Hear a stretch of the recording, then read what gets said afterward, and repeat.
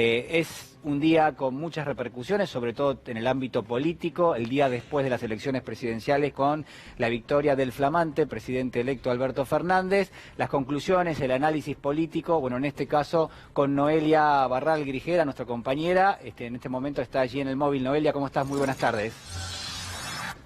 ¿Cómo estás, Julián? Muy buenas tardes a todos. Bueno, ¿cuál es la primera lectura que podemos hacer en términos políticos desde el punto de vista de estas fuerzas que se enfrentaron en el día de ayer y que hoy distintos movimientos en el gobierno, pero también en la oposición, futuro gobierno electo, dejan preanunciar que el Congreso va a ser un lugar central en la gestión de Alberto Fernández?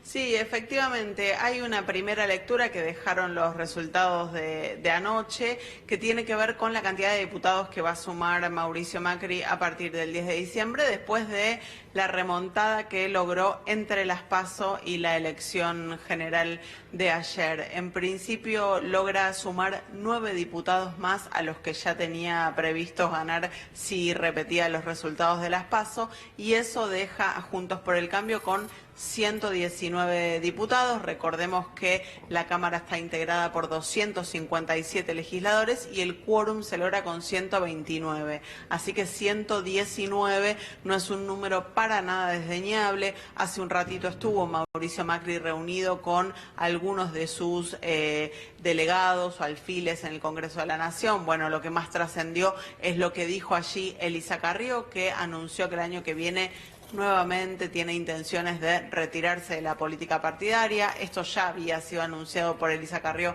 en varias otras oportunidades, aunque después terminó volviendo a ser candidata y a ser legisladora. Pero dicho esto, me parece importante mencionar que va a ser un Congreso muy polarizado, sobre todo en la Cámara de Diputados, a donde va a quedar conformado un interbloque de Cambiemos muy nutrido.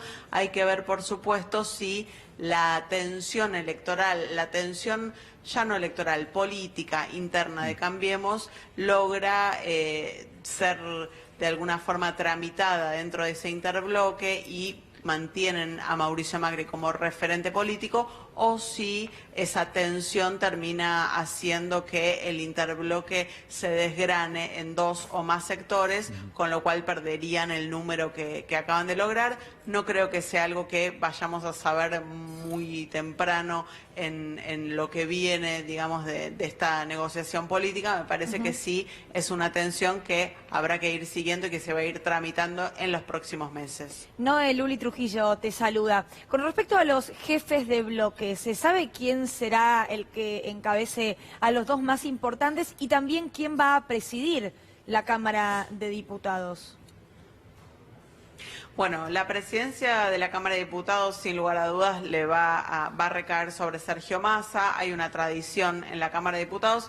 Se ha roto alguna que otra vez, pero en general los diputados eligen respetarla. Esa tradición indica que el diputado más votado es el diputado que va a presidir la Cámara. Sergio Massa, al ser el primer candidato a diputado en la boleta más votada, en la provincia con más cantidad de electores, que es la provincia de Buenos Aires, resultó el diputado más votado en la elección y por eso va a presidir la Cámara de Diputados. En cuanto a los presidentes de bloque, todavía no hay mayores precisiones.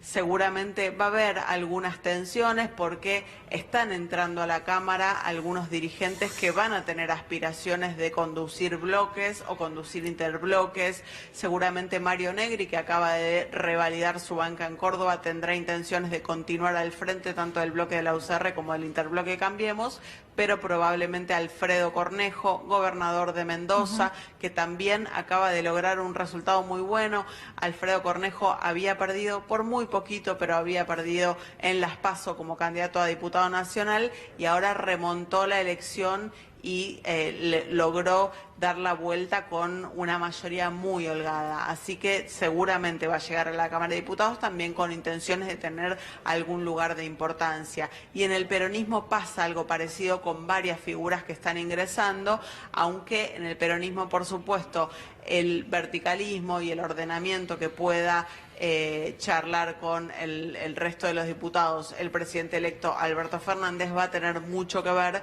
con esa decisión de quién va a presidir el bloque. No, Iván, te quería preguntar a propósito de lo que comentabas antes respecto a Elisa Carrió. Primero, ¿te parece verosímil este anuncio que le hizo al presidente? Es decir, ¿te parece algo definitivo?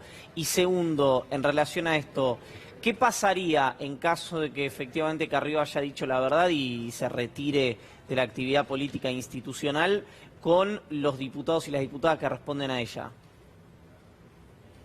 Mira, es atinadísima la segunda parte de la pregunta porque por lo que me cuentan a mí, lo que pasó en esa reunión tiene que ver con una intención de Carrió de retirarse de alguna manera de las candidaturas, de, digamos, el centro del escenario político, pero ella dijo que se reserva poder de veto para hablar o interferir o reclamar si considera que Cambiemos se aleja de alguna manera de los lineamientos que ella considera que tiene que tener esta coalición política, esta coalición legislativa. Así que me parece que no es un retiro hecho y derecho, en el sentido de que claramente ella va a tener ascendencia sobre la quincena de diputados que va a tener la coalición cívica y además le informó al presidente Mauricio Macri, le informó a Mario Negri, al radicalismo, que se reserva el poder de veto si toman alguna decisión que no la contenta. Además, tengamos en cuenta también que está anunciando esta decisión para el año próximo. Pueden pasar varias cosas, como han pasado en anteriores oportunidades cuando Carrió anunció también su retiro de la política partidaria y finalmente no se terminó concretando. Noelia, del resultado de las PASO a este resultado de la primera vuelta, quedan dos conclusiones desde el punto de vista de las fuerzas políticas. Por un lado, el Frente de Todos se alza con una victoria contundente, no hay ninguna duda, incluso suma algunos votos. Pero del lado de Juntos por el Cambio han tenido un resultado mucho más interesante que el de las PASO. Y la pregunta que quiero hacerte es, ¿esto habilitaría a que Juntos por el Cambio o Cambiemos empiece a tener una gravitación como la principal fuerza política de la oposición? ¿Puede proyectarse como la segunda fuerza política en importancia de la Argentina? ¿Lo ves así? Sin lugar a dudas, me parece que ahí lo que resta saber para confirmar si esto va a ser así o no es saber si Cambiemos va a continuar junto después de que empiecen a tensionar estas cuestiones que dividen de alguna manera al sector, a la alianza que hoy es oficialismo, en dos sectores. Por un lado están quienes quieren garantizarle a Alberto Fernández 18 meses de gobernabilidad, ser una oposición dialoguista, ser una oposición dispuesta a acompañar al gobierno entrante, y por otro lado están quienes rechazan esta posibilidad. Probablemente podemos enrolar en ese sector justamente a Elisa Carrió, de quien hablábamos hace un rato. Me parece que ese es el primer gran interrogante para saber si efectivamente este número que consiguió Cambiemos de diputados, de senadores, también por supuesto en las intendencias y con representación en la legislatura bonaerense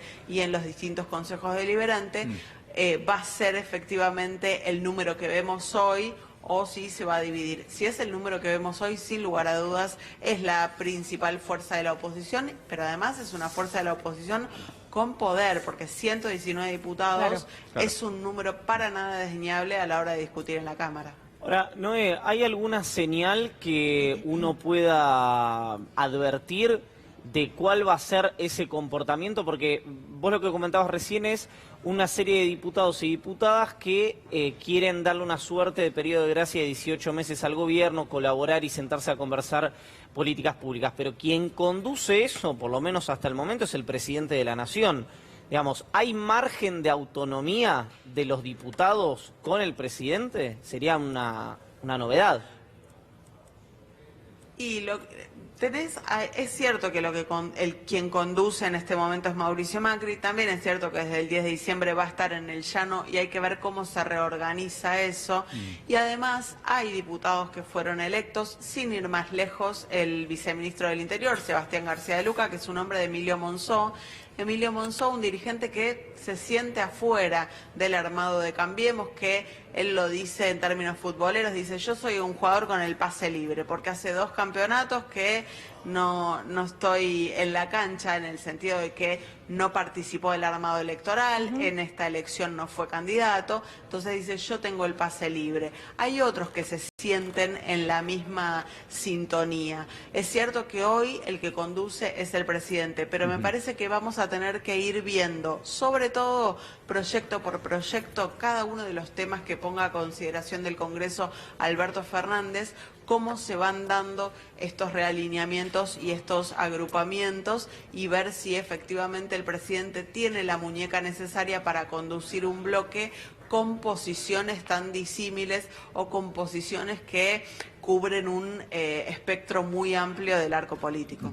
Noelia, quiero preguntarte por el impacto que tuvo en el día de hoy en la política en general la medida anunciada por el Banco Central ayer o el día de hoy a primera hora, digamos, porque fueron 15 minutos después de las 12 de la noche.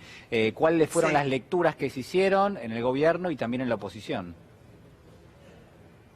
Bueno, básicamente lo que decían en el Frente de Todos anoche mismo, apenas se conoció esta decisión, fue que era lo lógico, que era lo que había que hacer después de el drenaje fenomenal de reservas entre las PASO y las elecciones generales.